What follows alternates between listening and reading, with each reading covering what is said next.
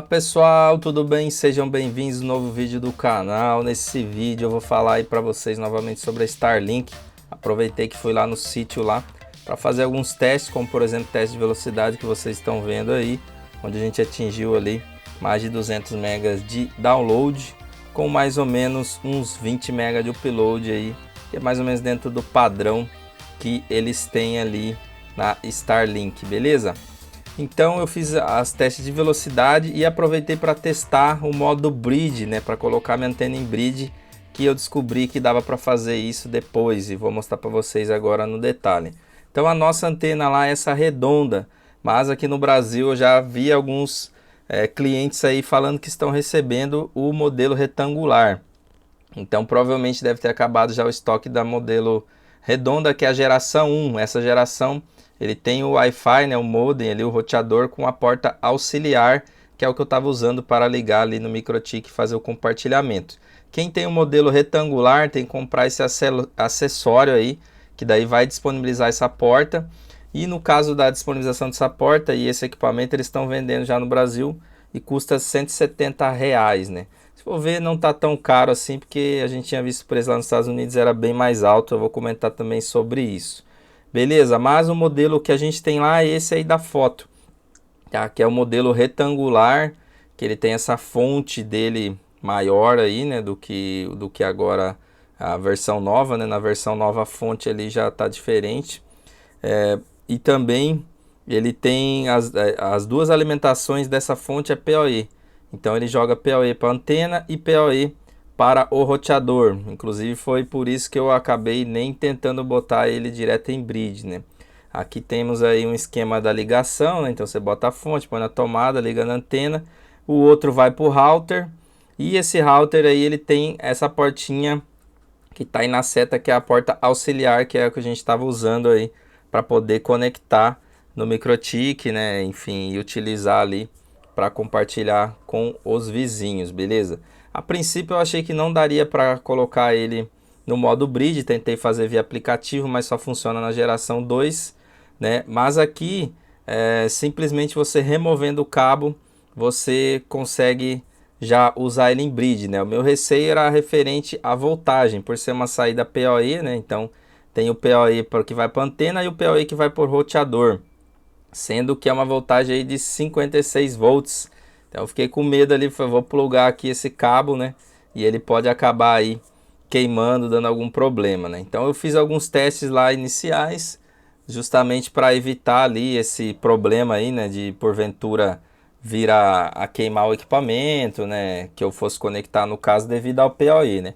A gente sabe que no PoE ele tem uma negociação, então dependendo do que você vai plugar, ele vai fazer primeiro essa negociação para daí ver se vai mandar energia ou não, né? Porque se ele mandar realmente a energia, pode haver aí a queima do dispositivo que você ligar nessa saída PoE. Então fiz alguns testes lá. A princípio eu acho que não ficou tão bom no modo bridge assim ao utilizar o roteador, né? Então aqui, ó, eu pluguei no notebook, ele pegou essa faixa de IP aí, né? Que é um IP ali de NAT, né? Então ele pegou esse IP nateado, ó, tá plugado aqui no notebook. E lá eu peguei e desativei, né? Arranquei fora ali o routerzinho deles, ó, conforme vocês estão vendo aí na imagem, né? Eu tirei fora lá o router e eu pluguei a princípio nesse switch. Então eu vim com o cabo lá da fonte, ó, fonte lá em cima, pluguei nesse switchzinho /100 e pluguei no notebook para justamente evitar ali algum tipo de queima, porque ali ele não iria passar o PoE, né? Porque aquele switchzinho não tem todas as conexões. Inclusive descobri também que tem IPv6, né? Que eu não tinha verificado isso também, então ele também tem IPv6. E aqui nesse modo bridge, né? Ele fazendo o modo bridge aí direto no notebook, ó, ele tá passando aí o 100 MB, que é o máximo ali do notebook, do switch, né? Aliás, onde ele tá plugado, né? O notebook é giga, com a plaquinha giga, mas ali o switch limitou a 100, então ficou belezinha. Depois eu pluguei direto lá no MikroTik, ó. Então no MikroTik ali, já passando pelo MikroTik, né? Lembrando que daí eu já estou passando via PPoE, etc. Aí ele já teve um desempenho até mais abaixo do que no modo router que ele estava, tá? Então ficou um desempenho um pouco menor aí. Lembrando, depois eu vou mostrar para vocês, mas esse MikroTik aí é o MikroTik mais antiguinho, né? Apesar de ser porta giga, ele tem um processadorzinho bem fraco, então ele não passa realmente muita banda mesmo.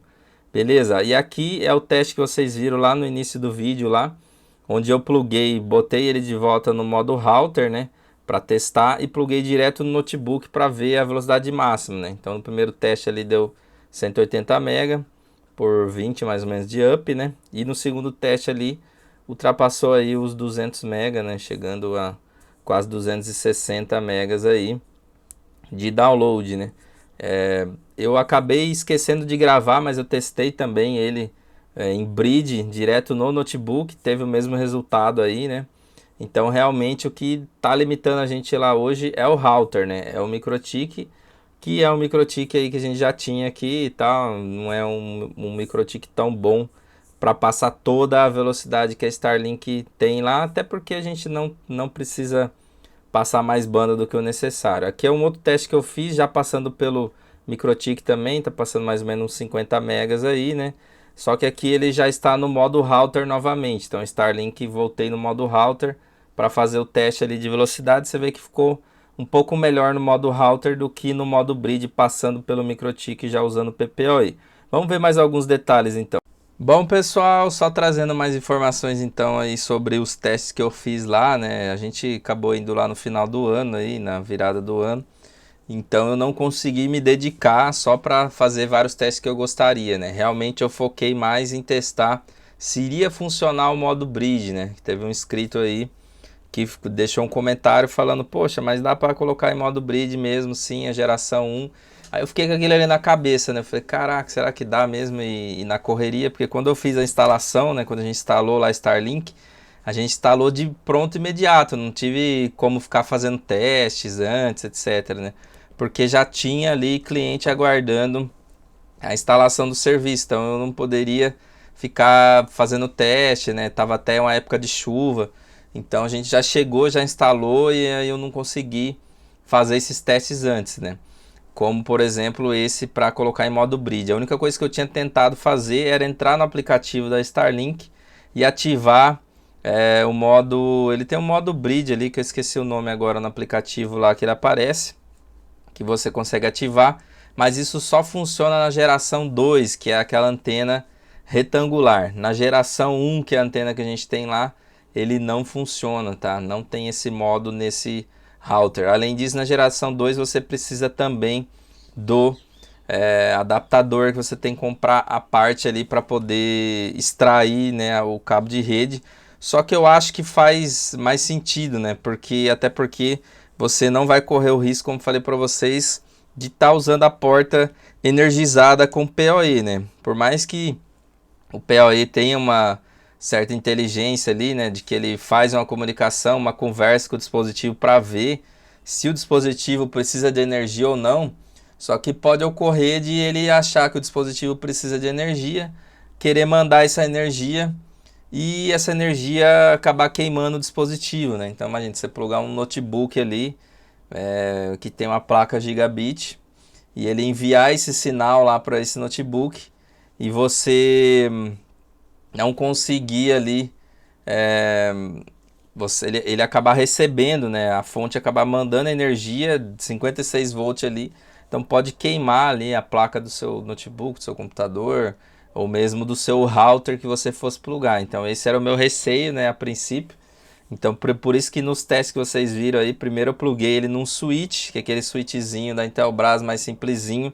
Ele só tem os 4 pares ali, né, do cabo de rede, né, aliás, os 2 pares, né, os 4 fios, onde não receberia a energia. Então eu pluguei ele primeiro justamente para evitar já essa queima aí. Ele funcionou, beleza. Depois eu pluguei na RB, né, eu falei, vou plugar na RB aqui, que se der algum pau, paciência, né. Inclusive não pluguei na porta 1, né, porque aqui na porta 1 dessa RB, a RB é gigabit, né, conforme vocês estão vendo aí. Só que ela é PoE in, né? Então é uma porta com entrada de energia. Então ela entra energia nela ali. E aí eu fiquei com receio de ele querer alimentar o MikroTik, né? E aí como era 56 volts, essa RBzinha, pelo que eu pesquisei, ela não aceitaria tudo isso de voltagem. Aí eu optei por não plugar nessa porta que ele poderia realmente querer receber energia. Acabei plugando em outra aqui, acho que na 4, se eu não me engano, agora eu não lembro. E aí eu fiz ali toda a configuração, recebi ali o IP direto, né? Funcionou o bridge certinho, ficou gigabit também, né? Mas devido a RB ser mais fraca, né? Essa RB aqui ela tem um processadorzinho bem fraquinho, então ele ficou com a velocidade muito baixa, né? Para vocês terem uma ideia, né? Aqui no Resource tinha até deixado aberto aí para vocês verem, ó. Ela tem apenas um processadorzinho de 400 MHz, então é bem fraquinho, né? Fora que é uma CPU já bem antiga, né? Então, assim, é bem fraquinho mesmo, né? E outro detalhe aí, já aproveitando aqui que tá aberta essa tela, ó, ele tá com 8 dias de uptime, ó, e teve um consumo de 200 GB aqui na Starlink. Pelo que eu vi lá no site da Starlink, a gente já teve um consumo total de 300 GB em 15 dias. Então a gente, com o que tem hoje lá de pessoas utilizando, né, temos esses usuários aí, né, são hoje 4, né, contando com a gente lá, mais três vizinhos lá utilizando. A gente está gastando mais ou menos uns 600 GB por mês, né? Depois eu vou confirmar isso no final do mês, mas parece que é isso daí, uns 600 GB. Então, o que ocorre? Se aquele limite lá fosse aplicado para a gente lá, com essas pessoas conectadas, se não mudar o perfil de consumo delas, hoje a gente não teria problema, né? Então hoje continuaria funcionando lá, não teríamos problema nenhum com a questão do tráfego de 1 TB. Mas tudo isso depende do uso, pessoal. Como falei lá, assim, algumas pessoas não moram lá, então elas vão lá só final de semana, outras já moram lá, mas também não é o perfil assim de uso constante. Então você imagina, se tivesse ali um uso constante, como que a gente estouraria esse tráfego rapidamente. Por isso que eu falo que se vier mesmo esse tráfego para o Brasil, que é quase certeza que vai vir, né, daqui a um tempo, então isso daí vai impactar em quem está compartilhando, né? Se for pouca pessoa, tal, né, às vezes 1, 2 vizinhos seu, dependendo do uso, pode ser que vocês fiquem dentro de 1 TB, não esteja problema. Então é um risco aí que você pode estar correndo, beleza? Então esse foi o teste lá que a gente fez, né? Então funciona sim, só ficar atento a essa questão da saída CPoE e energizar algum equipamento, tem que ficar atento a isso, tá? Que pode vir a queimar aí. A geração 2 agora já tem, quando a gente comprou só tinha geração 1 e eu não tinha achado lá no site da Starlink informações sobre o novo acessório, né? Mas agora já tem, eu vou até mostrar para vocês aqui, ó.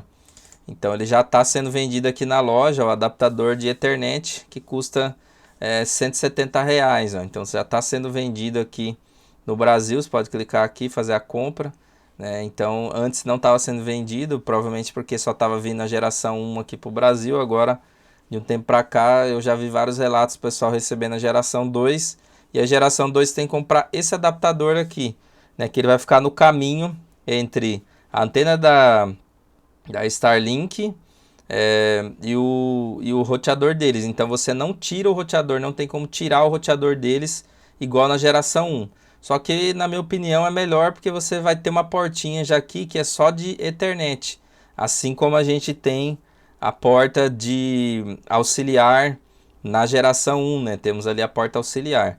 Como a gente recebe um NAT, pessoal, um IP nateado, você colocar em bridge ou não, eu acho que não vai fazer tanta diferença. O equipamento deles é um equipamento bom, né, um router bom, então ele aguenta passar tranquilo a velocidade.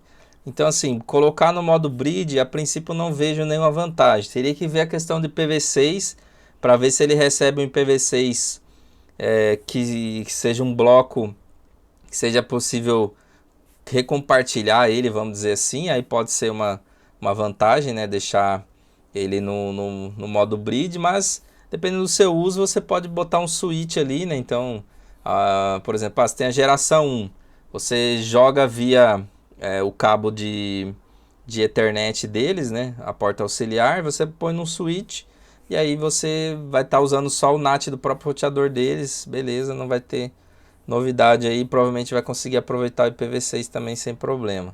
tá? Então são testes aí que precisam ser feitos, né? Como falei, eu fui lá na correria. Depois, mais para frente aí, vou ver se eu consigo reservar um tempo, um dia, só para fazer isso, para poder ir lá, né? Que é no sítio mais afastado, mais difícil de ir.